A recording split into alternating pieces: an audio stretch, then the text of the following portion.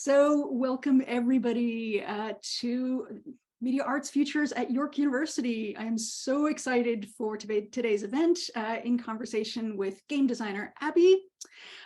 First, we'll start with the land acknowledgement. York University recognizes that many Indigenous nations have long-standing relationships with the territories upon which York University campuses are located that precede the establishment of the university.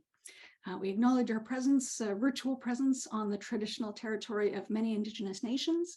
The area known as Toronto has been caretaken by the Anishinaabe Nation, the Haudenosaunee Confederacy, and the Huron-Wendat.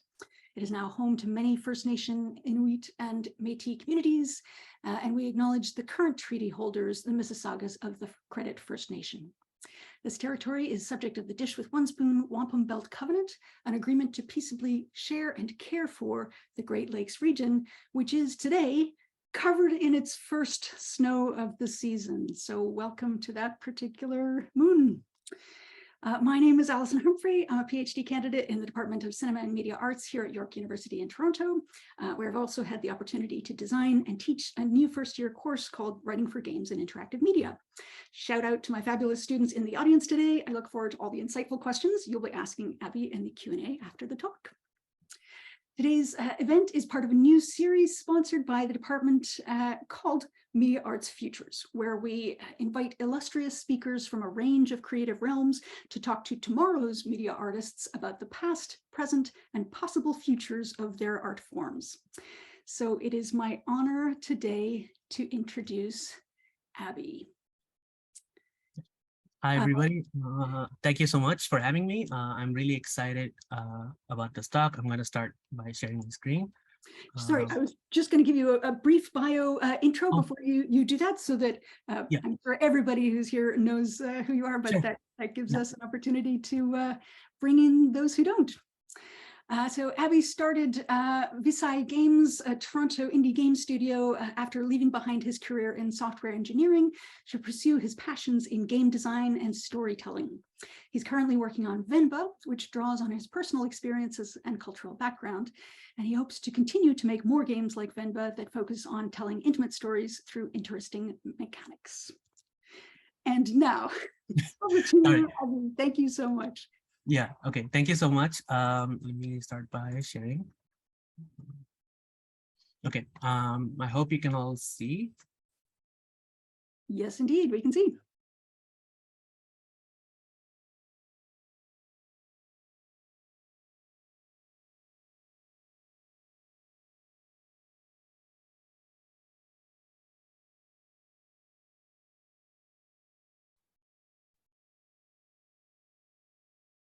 Sorry, I think there's some difficulties.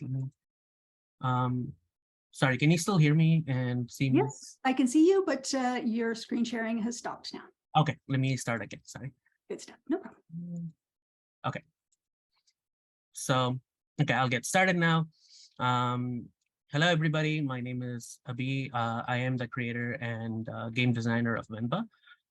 In this talk, I'll be going over some of the unique strengths in this video game medium that we have, and how even text-heavy games like Venba can use a lot of these strengths to tell the story without text.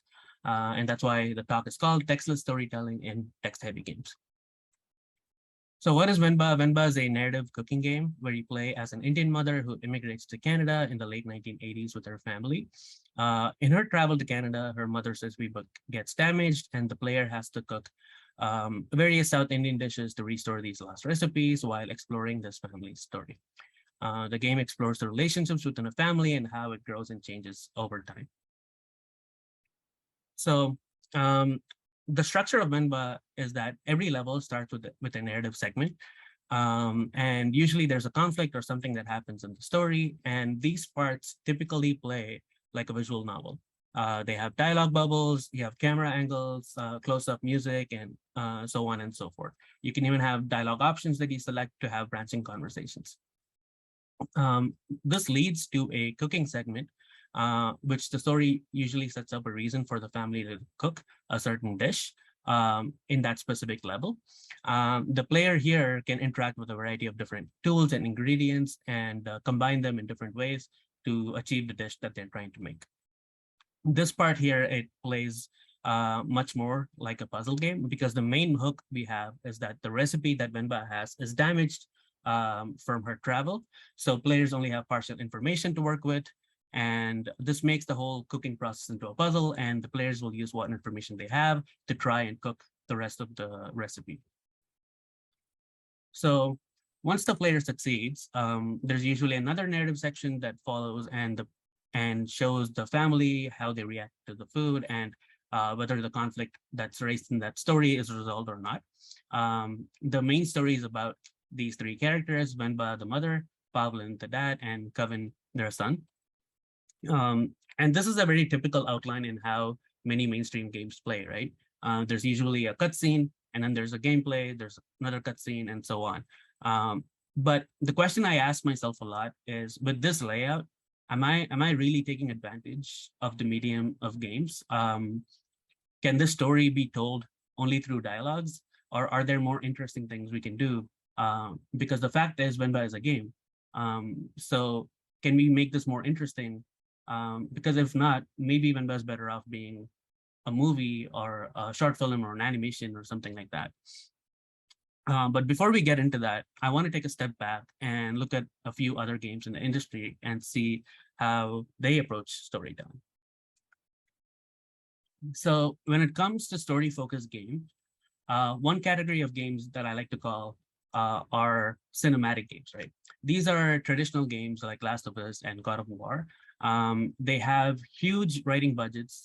They have motion capture, they have voice acting, they have professional casting, they have grand storylines. They invest a lot of time and effort into these stories. And to me, they feel very much like playable blockbuster movies. However, a common criticism I've heard about these games is that while these games have great story, great dialogues, great performances, they're not really taking full advantage of the video game medium. More importantly, they're not telling the story through gameplay. And I think there's some truth to that criticism. To illustrate what I mean, let's take Last of Us as an example. The game story is about this aging, cynical man named Joel who'll do anything to survive, and the somewhat idealistic little girl called Ellie. And the contrast between them puts them at odds at the beginning of the game. And as they reach the end, while they travel across in post-apocalyptic America, they actually form a much better relationship, and they form something more of a father-daughter sort of relationship, right? And the story is very beautifully told, in my opinion. The cutscenes are great, the music is great, and to me, the direction makes it world-class in terms of filmmaking. But if we look at the gameplay of Last of Us, it is essentially about punching and shooting zombies, right? And here too, it's perfectly fine. It's a solid third-person shooter, but the criticism here is that the story and the gameplay, they don't really complement each other. The gameplay doesn't help tell the story, and that sometimes it's even at odds with it. What I mean by that is Ellie is completely invulnerable during these zombie fight sections. So in the context of gameplay, she's not in any real danger. The reason why the developers made it this way is that they want you to like Ellie. So when you, as the player Joel, you have to constantly take care of Ellie or protect her from zombies, you might be annoyed at her. But by making her completely invulnerable, I think it puts it at odds with the story, because the story is about protecting and growing closer to Ellie, but the gameplay is not. So it does make me wonder, could the game have been designed in a way that you feel the story beats through gameplay itself? Another way to think about this is, let's take the gameplay of Last of Us, right? And then remove Ellie from the story completely, and then replace it with some other character, maybe somebody who's equal to Joel. But would the gameplay have to change to accommodate that? I don't think so. It would need minimal changes to still complement the same story that they're telling. So the fact that the gameplay doesn't have to change while the story can change dramatically itself means, I think, that the gameplay is not used to tell the story fully. There's a very similar issue in the other game, God of War. Kratos and his son, at the beginning of the game, they don't have a great relationship. They have to make a journey, which Kratos is scared, rightfully so, for his son's safety. He feels his son isn't ready. And on his side, he's not ready to open up to his son either. So the game is about how this journey brings them closer and about how Kratos opens up and Atreus becomes a bit more independent. So this is actually a great premise, and this should have a lot of consequences for gameplay, but it pretty much plays like any other third-person action game. It's true that Atreus does learn new skills and he does help out slowly in combat, but you have very little control of that. So if this game story is about parenting, or about a parent-child relationship, the gameplay is not about that. So similarly, you can take the same experiment, right? You can take the gameplay of God of War, change the story to remove Atreus completely, and the gameplay would mostly still work. To be fair, I think it's really hard to address these criticisms. And for what it's worth, I think both of these are fantastic games. It's much more easier, much more straightforward to design an action game than like a parenting game, much less a parenting game inside an action game. But that being said, I do think it's interesting that the best games that we have to offer in our medium are not really telling the story through the game's mechanics. The gameplay and the story, they act as very independent parts from each other. And I think as game developers, we should all think more about this a bit more. On the other side of the table, we have what is known as narrative games, right? These are games like visual novels, like Night in the Woods, Dear Esther. They have a lot of text, a lot of dialogue, and the primary focus of these games is to tell the story. To me, Venba also fits in this category. But surprisingly, I feel that these games don't get the same criticism that God of War or Last of Us does. But I think the criticism applies here even more. Games like these, they usually tell the story purely through dialogue and lots of text that the player has to read. And I feel like these get a pass because these games are so narratively focused that they don't have much gameplay. But even if they're narratively focused games, they're still games. So I think even text-heavy games like these can benefit a lot from utilizing the medium's strengths. Essentially, what I'm talking about is that in filmmaking, there's the golden rule called show, don't tell, right? Movies are a visual medium. So instead of just relying on dialogues and the script, the idea is to tell the story through cinematography, camera shots, acting, and other visual techniques. But if that's true for movies, then I think for games, we should look at it as an interactive medium because that's what sets games apart. And we should try to tell the story through interaction as much as we do through the other techniques like the text or camera shots. So that brings us back to Venba. And to be clear, I think a lot of the problems I've listed actually exist within Venba too. These are common design problems that exist across the industry, and I think we're all trying to solve it in our own ways. I still grapple with the question, is Venba taking full advantage of the medium? Is it better off as a movie or something else? But for the rest of the talk, I will showcase the different things we do in this game that I think are interesting and can permit a lot of learnings. So the first big one is environmental storytelling. And this is a very, very big tool in a lot of games. Every game I've listed so far definitely uses a lot of these, right? And Venba 2 relies on this quite heavily. So in Venba, the way it works is that every level, once you complete a level, time actually skips forward quite a bit. So when you see the family first in 1988, the next time you see them might be in 1994, and then 1999, and then so on.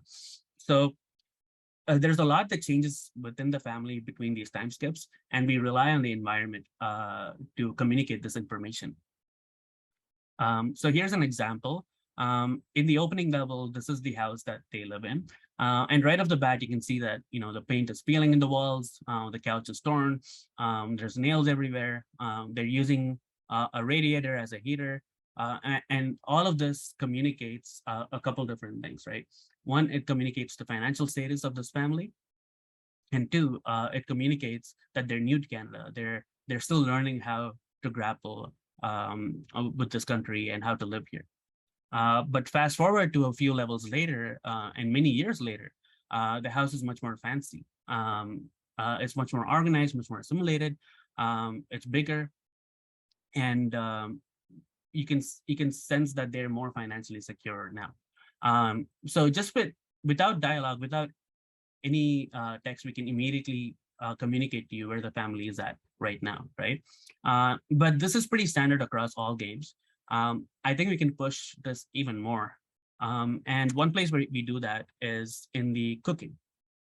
And so more than anything in Venba, we put a lot of thought and effort into what dish you cook in every level. For example, in the first level, you make something called idlis, which is a breakfast staple. And idli is a very simple ingredient. It's only made of batter and dal. And it makes perfect sense as the first level because it's an easy recipe for the players to start the game with. But it also makes sense from a story perspective because Italy doesn't require many special ingredients. So Venba, who's new to Canada in the 1980s, when the community here isn't as big, she wouldn't have access to those special ingredients either. So it makes sense that she would cook something like idlis, right? But in 2006, you as the player, you cook biryani, which is much more complex and requires a much wider array of special ingredients and specialty spices. To me, this also shows the growth of the South Asian community in Canada, because by 2006, it's much less expensive to get these spices now, and you don't have to travel far and things like that. Okay. So the next tool that I want to talk about is leveraging UI. And I want to talk about how even game UI can be used to tell the story. So one of the key things we wanted to show in the game is the challenge around language and immigration. Pavlin, the dad, back in India, he was a fantastic writer. He has a great command of his mother tongue, Tamil. And when he comes to Canada, there's no job for that, right? So he's forced to use his second language, English, a lot, which he's not as quite proficient in.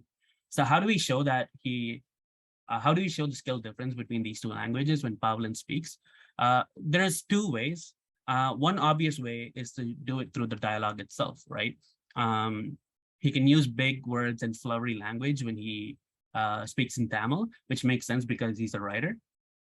But and then he can use simple words and even make grammatical mistakes when he speaks in English, right? But I think with video games, we can do something even more interesting, which is we can change the text speed with which he talks, right? So when he speaks in Tamil, the text speed is much faster. The words come out quickly, and those things suit his personality. But when he speaks in English, the letters come by one. It's much more deliberate. It makes the players feel uncomfortable. And to me, that's perfect because that's what Pavlin is feeling, right? He's feeling uncomfortable to speak in English. And we can do the reverse with their son, Kevin, right? He can speak English much faster than he speaks Tamil. And we can even show this through the levels because in the beginning, when his exposure is primarily his family, his Tamil speed is fast. But as he grows more and more assimilated and gets better at English, his English speed increases, but his Tamil speed decreases. And I think this is a really neat way to show a lot of different things about these characters with a very simple thing like UI text speed, right? Okay. The next thing I want to talk about is leveraging gameplay itself. So in Venba, the story takes place in such a way that you cook as Venba for the beginning few levels, and then in the later levels, you cook as Coven. But there's a huge difference between the two of them when it comes to cooking South Asian recipes. Venba grew up in India. She has cooked these dishes all her life. She has ate these dishes all her life. So she knows them really well. She's like a master chef, right? But her son, Kevin, at least when it comes to South Asian cooking, he only attempts to connect with them after he's fully grown up. So there's a massive skill difference between the two of them. So how do we show that when we play the game? So if you notice in the top left, there's a UI element that says idli batter. Whenever you mouse over any object in our game, there's an ingredient prompt that tells you what the ingredient is, and this helps the players understand, players who are new to these ingredients understand what they're used for, right? But the way we've made them is that they behave differently, very differently if you're cooking as Venba versus when you're cooking as Coven.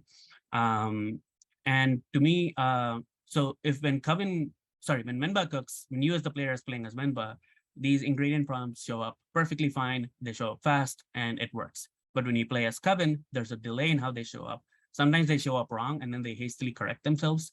And to me, this makes perfect sense because when you play as Coven, you're cooking these alone for the first time, and there's a lot of doubt and hesitation. And when you play as Venba, who's a master chef, cooking these should be much easier than we're cooking with Coven, right? So this minor change in gameplay helps us reflect that. There's one more thing we do here. Every time a cooking level starts, we play this really slick animation where all the tools and the stuff, everything flies in really cool. And the idea is to get the player super excited about the dish that they're making. And this works when you play as Venba, but when you play as Coven, we turn that around in its head. So you can see that the ingredients are showing up in a very jumbled fashion. Things fall down. Some things are too fast, and this is a very fun and easy way to show the differences between the two chefs again. And then finally, I just want to talk about how cooking can be fun versus not, right? So as game developers, our biggest task here is to there's all these talks about how every action you make in a game needs to be fun, needs to be polished.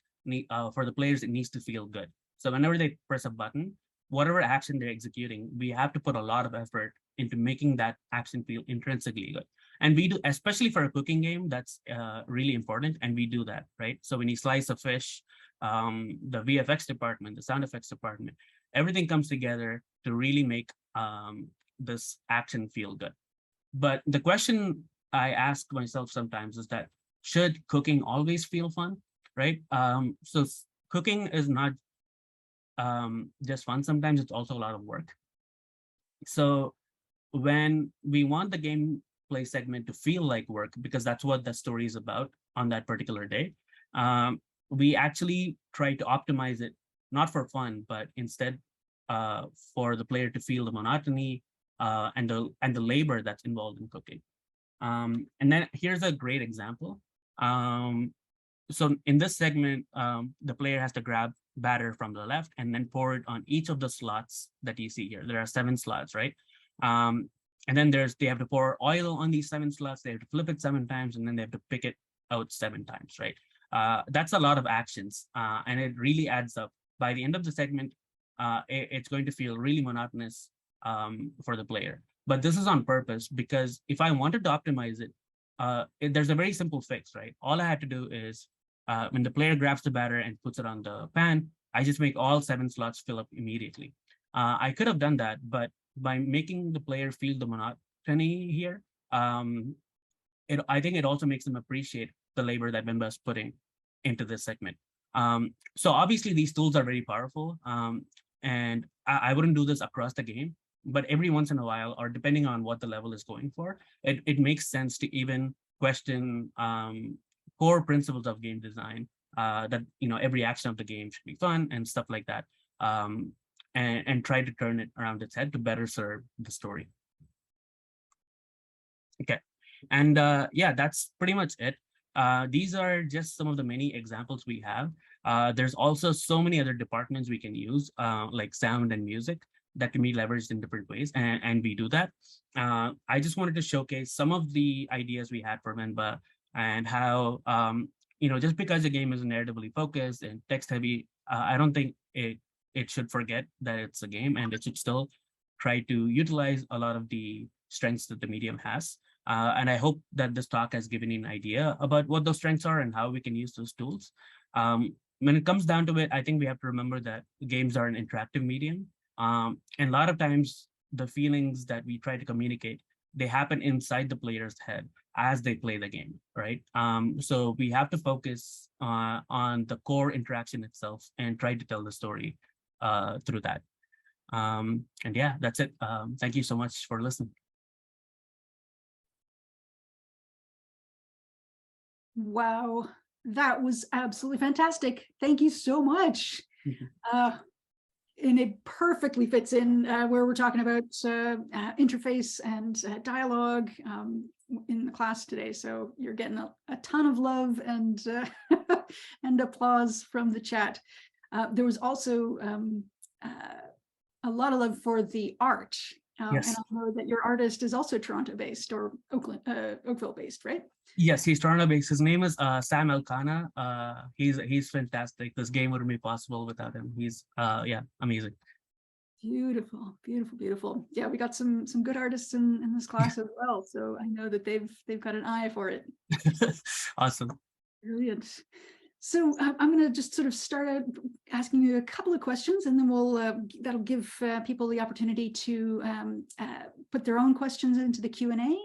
We got 2 already, but I'd love to see more.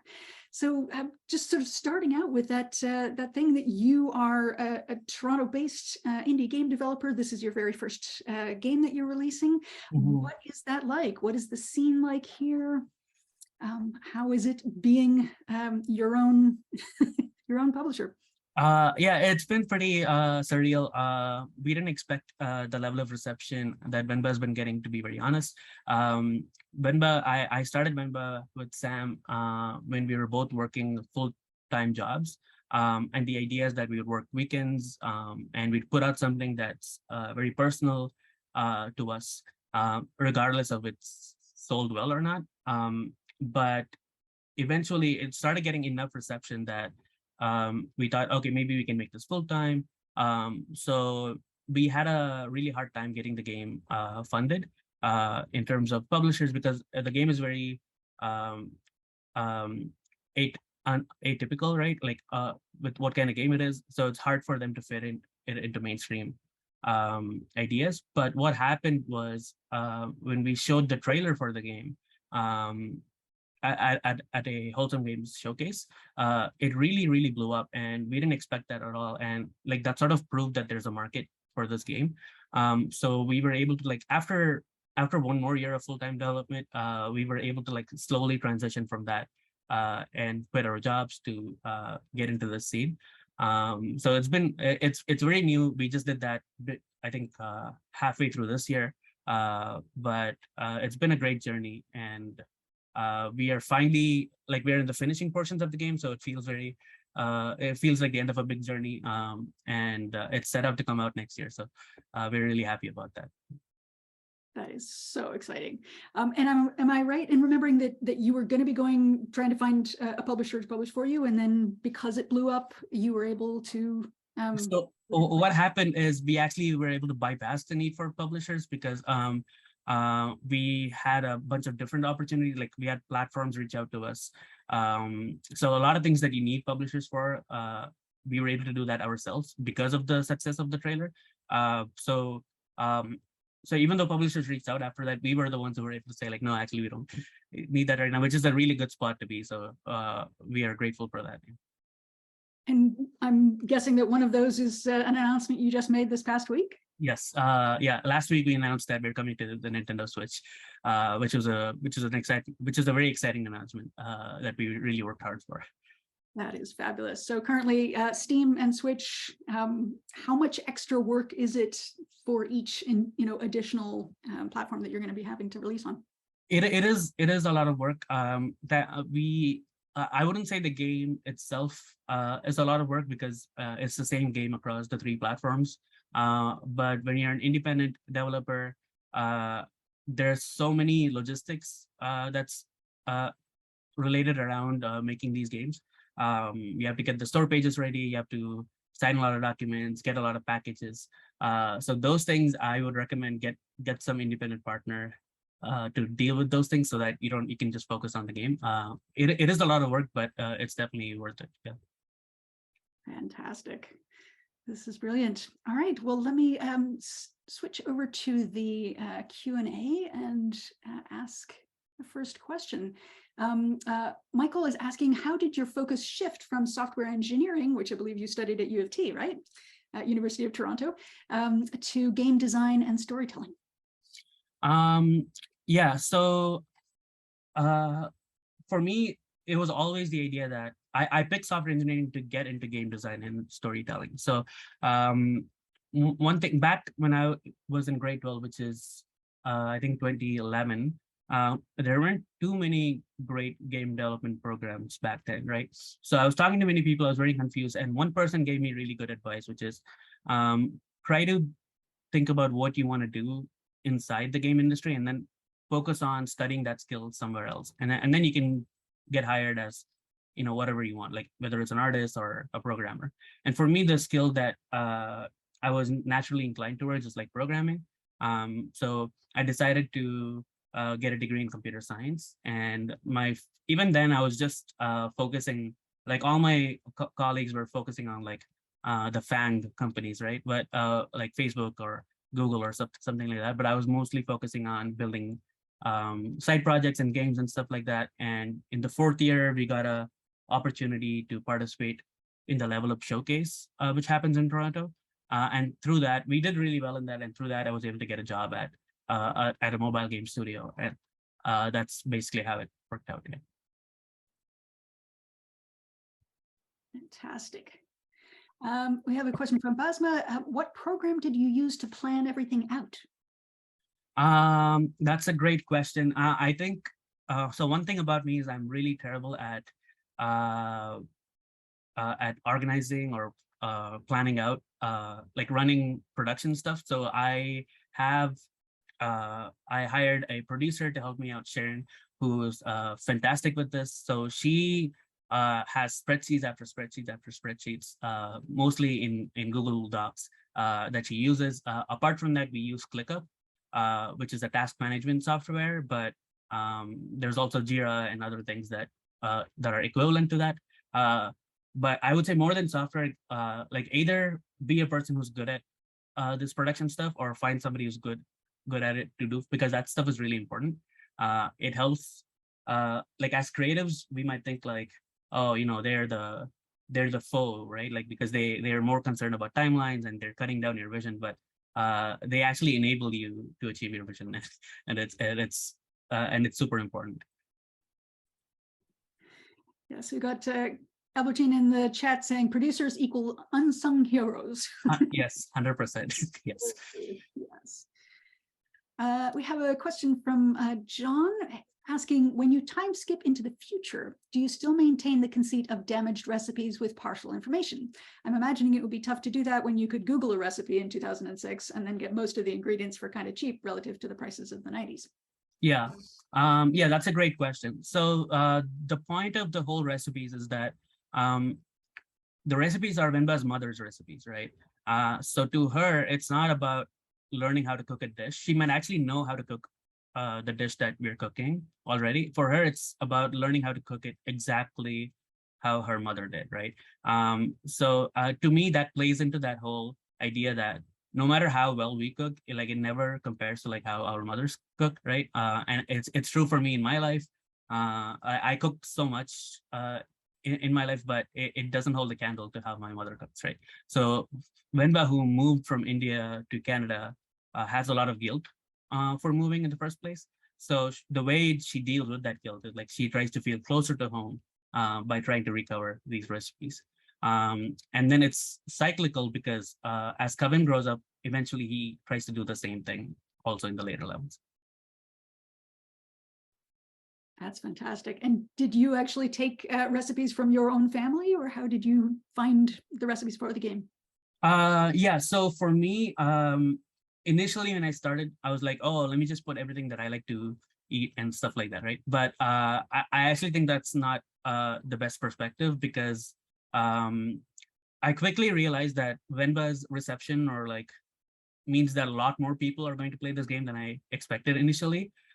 So for a lot of people, this is going to be their introduction to a lot of these dishes, right? Even in our Nintendo Switch trailer, most of the people couldn't recognize a lot of the dishes we showed off. So I think it's a very important responsibility to not just, when you have a platform like that, to not just show the recipes you like, but actually show recipes that your entire community thinks about, right?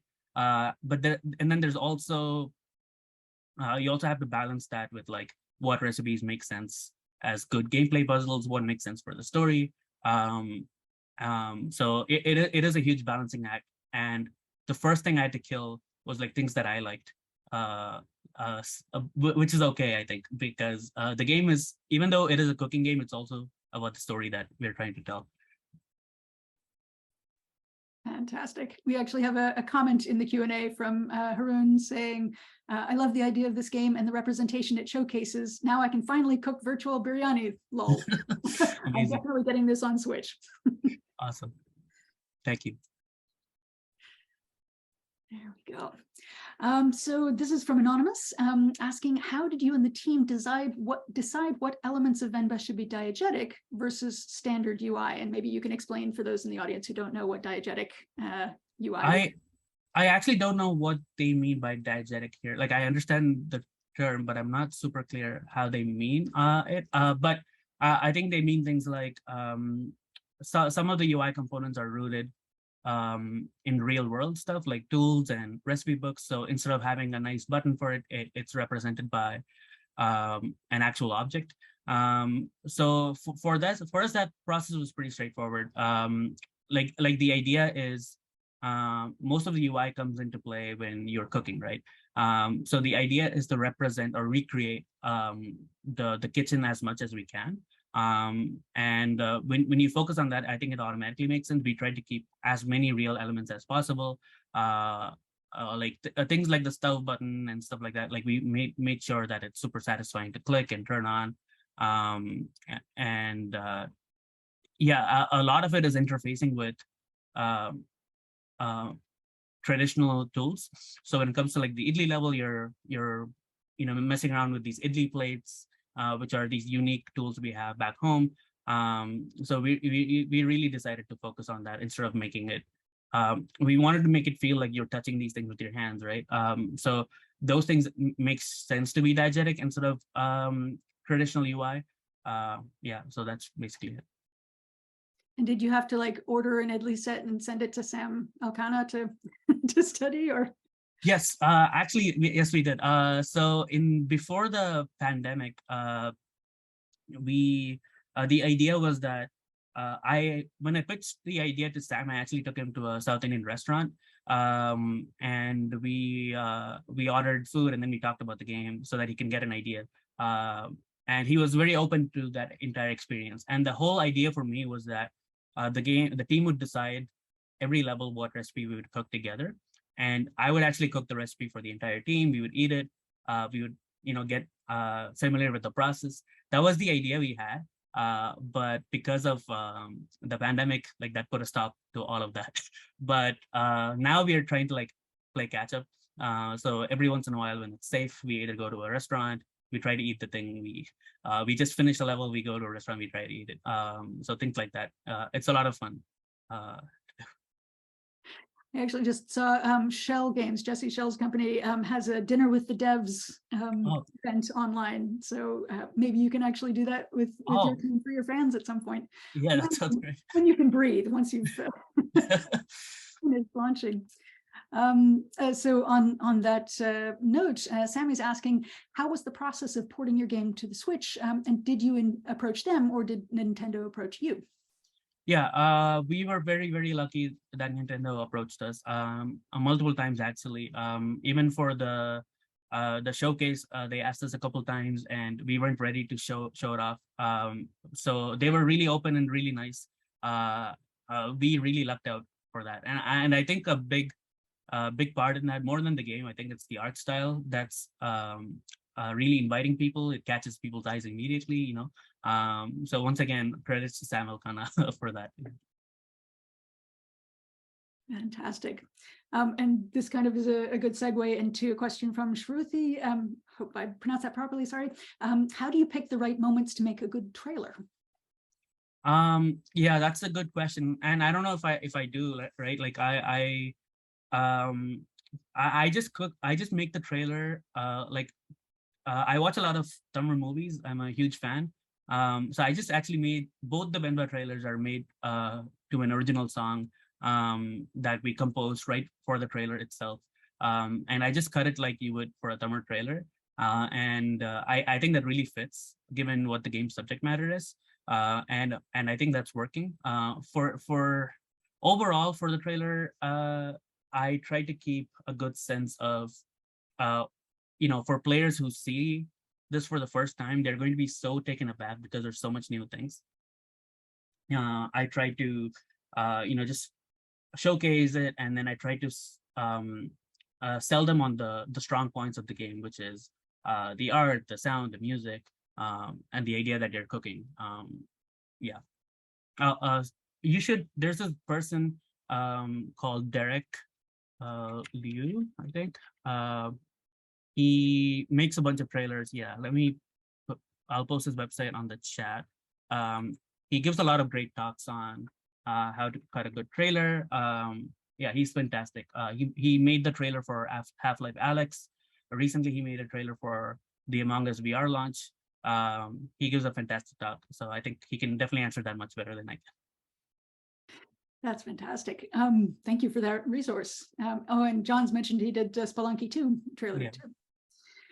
So Bradley is kind of going more broadly and saying, what are some different ways that you plan on marketing this game? Yeah, that's a great question. I think a game like Venba has a lot of unique strengths, right? But so far, it's been enough to just show off the game, and I think a lot of the marketing is actually baked into the game itself, and I think we should all keep that in mind. Sometimes, if your game is generic, if it's like a 2D platformer and it's not setting itself apart, then it's really hard. Yeah, you have to make the best trailer, you have to make the best music, you have to make the best moments, but if the game stands out already, if it's something that press wants to write articles about already, half your job is done for you, right? So but that being said, we are doing a lot of different things. On Twitter or TikTok, we do like match cuts where we cook the actual recipe and then we cut that to the gameplay, and then we show how it almost matches 1-to-1. There's a lot of unique ways we can do that. We have collaborations with Twitch streamers who are cooks, and we try to push on that angle a bit.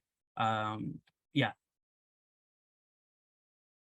Yes, Albertine is saying, whoa, okay, I need to follow y'all on TikTok. Yes, everybody follow. You're on TikTok and Twitter. Anything else?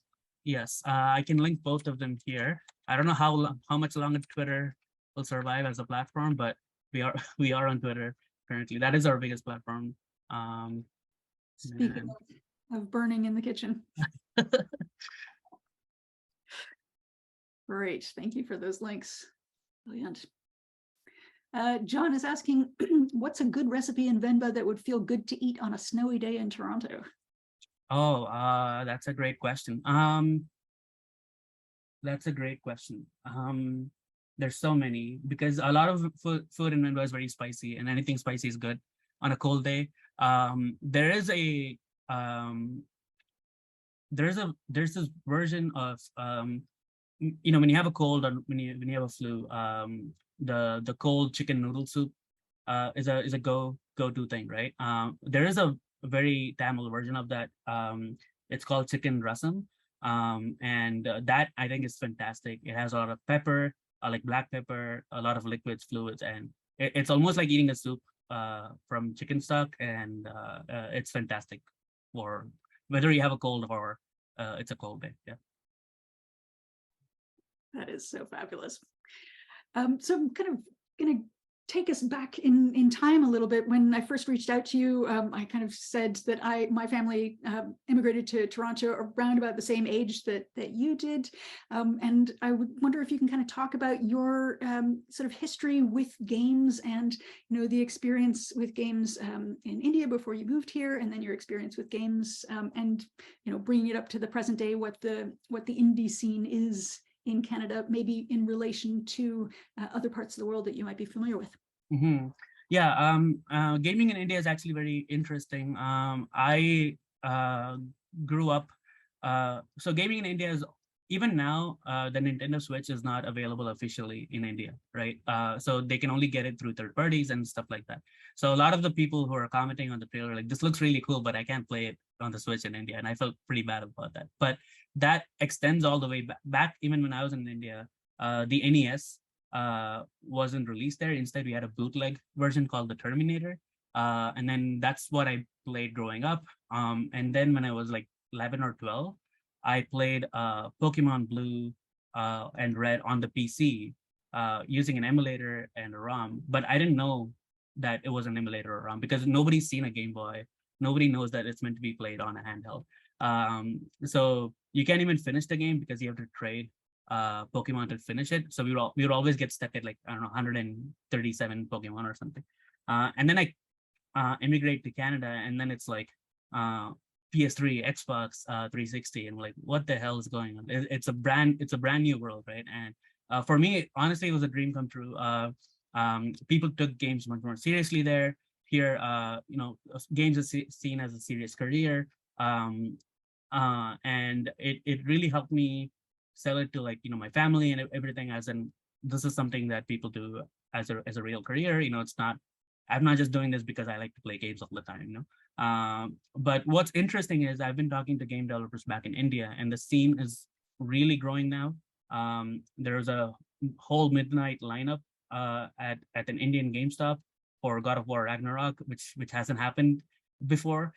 So this people are growing up, people are getting exposed to this, and I talk to a lot of indie game developers back in India, and when they see a game like Venba getting a lot of reception, it gives them also hope, because the ideas that they had is like, oh, we should make a Western game because those are the games that sell. But being in the West, if I can make an Eastern game, they can definitely make. I'm sure they can, make much more authentic, much more representative games that I can, because they literally grew up and live in India. And can you kind of recommend your sort of favorite Indian game? If people... Yeah, so there's a game called Raji, an ancient epic. It's like I'll link the Steam here. Second, so these developers, they have a great success story, but they struggled a lot to release this game. They had to sell their house, actually, but it all paid off well, and I'm really happy they stuck with it. So 100%, I would focus on them. Yeah. Thanks for the recommendation. John is saying, Abby, don't sell your house. If you all buy the game, I don't have to. A good guilt pitch. Awesome. So we have a comment from Mayuran, who's saying, as someone who identifies as a Tamil person, I was super excited to see my culture represented on the video game scene. Apart from the recipes and the clothing, how else do you educate or ease other players who may not be familiar with the Tamil culture? Yeah, so this I actually am really, really happy with. I'm also very, I have very strong feelings about being a Tamil person, and that's something I identify with very strongly. So for me in the game, the best way I can describe it is I'm very unapologetic about the fact that this family is Tamil. And what I mean by that is, there's a lot of small decisions. Like when I see other games that do the whole representation thing, I see them taking steps to cushion people who are new to it, to ease them in. But I stubbornly decide not to do that. Like instead, I just prefer to like just push them directly in it. Like in the opening level, there are words in the sentences that are Tamil words, and let them just deal with it. And players do, right? They're naturally curious. They look it up after. I would much rather do that than explain what each word means and stuff like that. Apart from that, there's also, but there are a lot of interesting things we do actually. So there's a radio in the game, and every level, Venba turns on the radio before she cooks. And the idea is that the radio plays songs. So if it's in the 1980s, it plays the songs from the 1980s. If it's a 2006, it plays a song from 2006, right? So to do that, what we did was our in-house composer, he actually recorded songs that sound like songs from the 1980s or 2006. So we look at composers that we grew up listening to, music directors that we like a lot, and each song, each level plays like an homage. Like what would it be if they compose a song for us, right? And these songs are completely written in Tamil. They're recorded, they're sung by Tamil artists, and they just play in the background, and I think that's fantastic. Apart from that, there's also every level begins with the calendar, and the calendar shows where the players are, like which year it is. And the calendar features the great Tamil poet called Valluvar Tirukural. So every it has like a proverb, and the proverb is in Tamil and also in English, but it also fits aptly to what's going on in the story. For it's more environmental storytelling, but that's one more thing that we expose the players to. And sorry, that was a long answer, but yeah, there's a lot of things we do. Fabulous answer. Yeah. And on your Twitter, and I'm assuming your TikTok, which I haven't checked out yet, but there's at least one music cue that you posted as a teaser. Yes, yeah. Yeah, it's the music in the game. I'm really happy with. I think the composer is able to make something really special. And for the last level, we were actually able to reach out to a Tamil artist who's pretty popular, and he's actually making the last song for the game, and I'm very excited about that too. Yeah. And sorry, the composer's name again is? Oh, it's not revealed yet, so it's going to be. Oh, sorry. Do you mean the in-house composer or the? Sorry, the in-house composer. Yeah. Yes. Sorry, I'll link his Twitter. His name is Alpha something. Fabulous.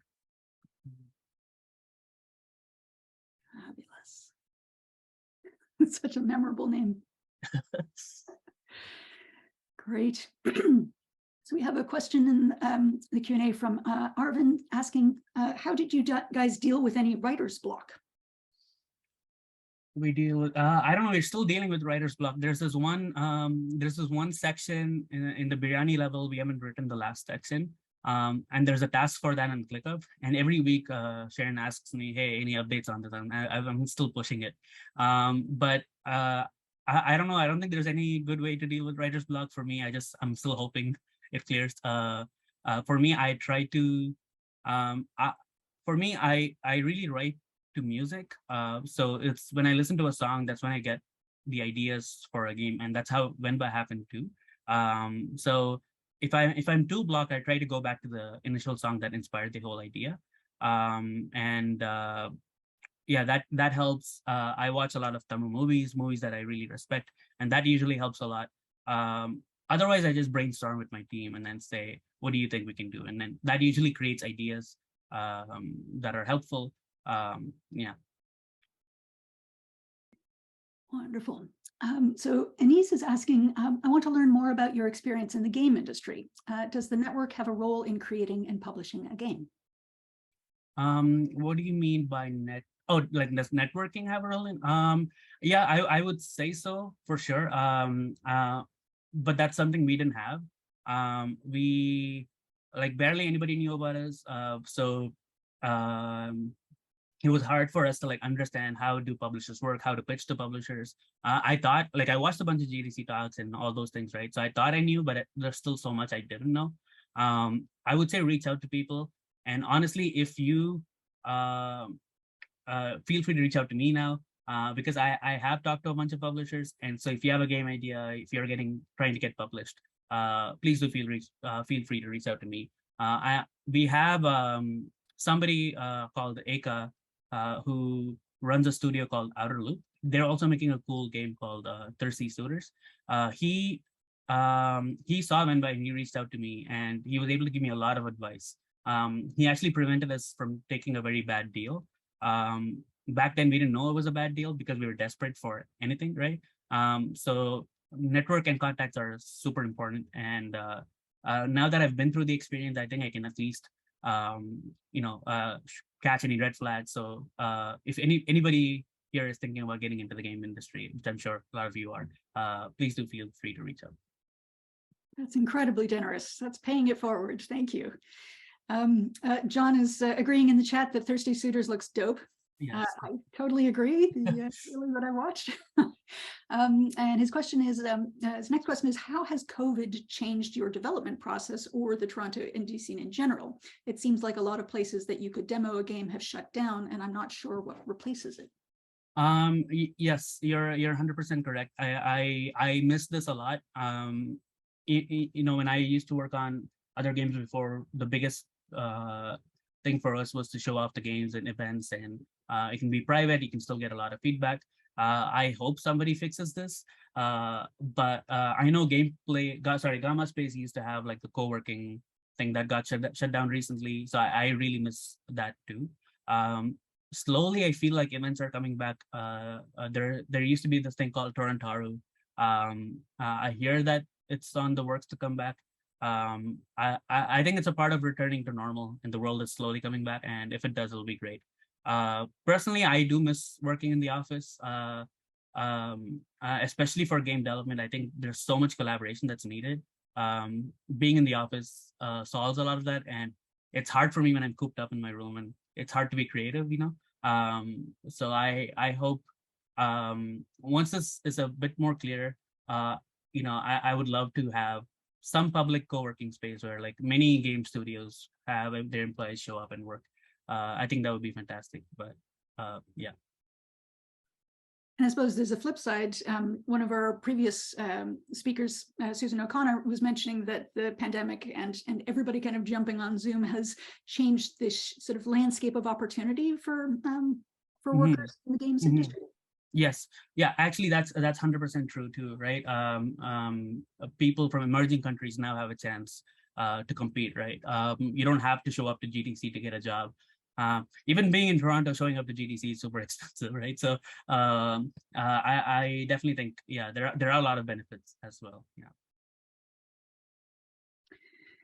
So we're coming towards the hour. I wanted to ask, given that you're talking to undergrads, many of whom are first year at York, do you have any advice for folks, things that they should think about over the next 4 years, how to best take advantage of their education, not even just about games, but in general as well? Oh, I don't know if I'm the right person for that. I don't think I was a great student or anything like that. But I would say, I think a course like this existing, I was just saying that before the talk started. A course like this existing event is fantastic. I didn't have that. So the fact that a university is able to talk about things like writing in games that you're able to hear from speakers and stuff like that, I think that's really rare and valuable. I would have loved to have something like that when I was an undergrad. So I think those things are useful. Definitely take advantage of that. I would also say, specific to game development, definitely keep making games. Make a lot of bad games, make a lot of small games, finish your games. And I didn't listen to this advice, but I do now see that it's very valuable advice. So I would say that's the number one thing. Yeah. And the students are actually creating Twine games. Would you recommend that they put them up on itch? Yes, please do. If you can even email me your game and I'll play it. I'm always excited for things like that. I think like Twine is a great place to start, right? There's a low barrier to entry, and try to push that medium. There's this game on Twine, but made with Twine that I played, where you play as Jeff Bezos, and the idea is that you try to spend your billions as much as you can, and like that's just a fantastic game. So there's so much you can do, and I'm sure you're all very creative. So I'll be excited to see. But yeah, post it on Twitch. Itch, and yeah, people will play it. You'll find a community. Yeah. Fabulous. So the last question that we have in the Q&A here is from Anonymous again, asking, hopefully not putting the cart before the horse here, but what's next for you and the team once Venba launches? Yeah, so once Venba launches, we are wondering what to do. We are brainstorming a lot of ideas, but the biggest thing is we want to take our time until we feel really strongly about an idea, as strongly as we did about Venba.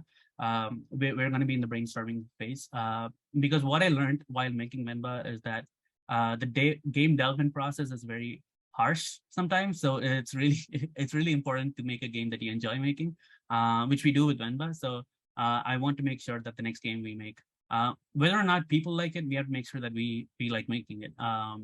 To us, that's very important, and so that's what we're taking our time with it.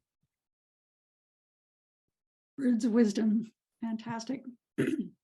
Is there anything that somebody hasn't asked that you would like to share or talk about before we wrap up? I don't know. These are all fantastic questions. I see a question in the chat that asks how they can reach up for follow-up questions. I'm just gonna enter my email here for any more follow-up. I think this was a fantastic panel. You're all asking wonderful questions. I would also ask, this is the Steam page for Venba if you want to check it out. If you're interested, please do wishlist. That goes a long way. Yeah, please feel free to reach out to me separately. But yeah, thank you so much. This has been a lot of fun. It's been fantastic. And just so that people know, what does it mean to have your game wishlisted? Like once, when they click that button, what does that do for you? Yeah, so if you're on Twitter or like if you're on Game.Twitter a lot at all, you'll see every game developer being very aligned about getting you to wishlist their game, because it's the #1 metric that predicts your sales. So if you wishlist, it means you're interested in the game. Steam takes notice that, oh, this game has a lot of people that's interested in it. So it surfaces the game more, it shows it to more people. When games launch, you see it in the front page of the Steam. A big determining factor of that is how many wishlists it has.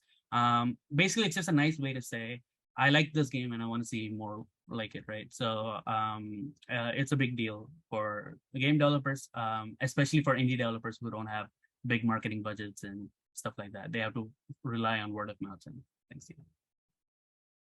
Wonderful. Thank you for sharing so many really fabulous, specific bits of advice and insight, and just your energy and your positivity around this art form are infectious. So I know that this is going to stay with our students, but everybody who's been watching you here today. So on behalf of the Department of Cinema and Media Arts at York University, I want to say thank you so much for joining us.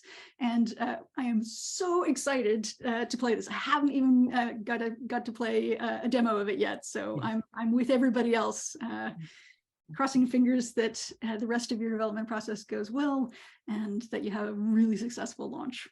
Yeah, thank you so much. I'm really happy for this opportunity. Yeah, thanks a lot. I'm blown away by this panel. So thank you. Thank you. And thank you to all our questioners and the folks in the chat. It's been really fantastic questions as well. Oh, sorry. I see one person who's commenting that I'm going to send my email one more time. If not, it's abhi@venbagame.com, just so it's clear.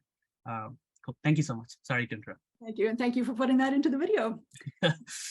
Wonderful. Have a wonderful rest of your day, and the same to the audience. Thank you for joining us. Bye. Bye-bye.